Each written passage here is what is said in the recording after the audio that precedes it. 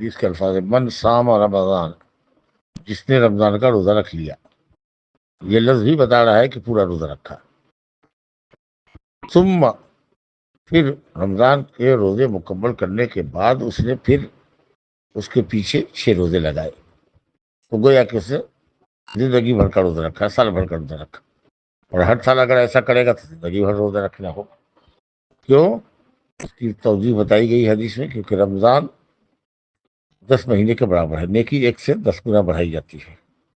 کم سے کم 10 گنا بڑھائی جاتی ہے۔ تو رمضان حدیث میں آیا ہے کہ 10 مہینے کے برابر، اور 6 دن 60 دن کے برابر، یعنی 2 مہینے کے برابر۔ تو اگر رمضان کے روزہ ہمارا باقی ہے، 4-6 دن 8 دن باقی ہے، بیماری کی وجہ سے، سفر کی وجہ سے، یا عورتوں کے روزے باقی ہیں ایام کی وجہ سے، ایام حیض کی وجہ سے، ظاہر ہے کہ وہ 10 مہینے نہیں ہو سکیں گے، پورے ہوئے نہیں۔ تو اس لیے من صام رمضان،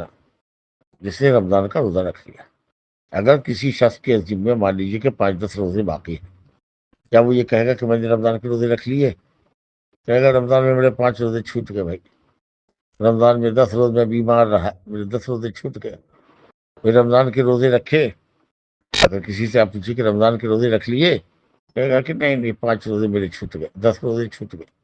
جس کے ذمے 5 روزے، 7 روزے، 10 روزے ہوں، وہ یہ کبھی نہیں کہتا کہ میں نے رمضان کے روزے رکھ لیے۔ تو یہ لفظ کی ظاہری دلالت اسی بات کی طرف ہے کہ رمضان کے پورے روزے رکھنے کے بعد 6 دن شوال کے رکھنے۔ اس لیے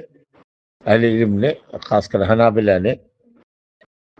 علامہ ابن باز رحمۃ اللہ علیہ، علامہ ابن عثیمین اور دوسرے جو علماء ہیں، وہ یہ کہتے ہیں کہ رمضان کے چھوٹے ہوئے روزوں کی قضا،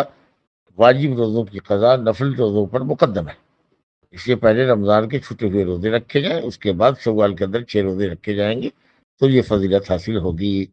کیونکہ سمت ترتیب کے لیے آتا ہے۔ جس نے رمضان کے روزے رکھ لیے پھر 6 روزے رکھے، رمضان کے روزے رکھنے کے بعد ہی یا اس کی تکمیل کے بعد ہی 6 یہ روزے شوال کے اس فضیلت کا ذریعہ بنیں گے، ورنہ نہیں ہو سکتے۔ اس لیے صحیح قول یہی ہے کہ رمضان کے پورے روزے رکھ لیے جائیں، چھوٹے ہوئے روزے کی قضا کر دی جائے، اس کے بعد شوال کے روزے رکھے جائیں، واللہ اعلم۔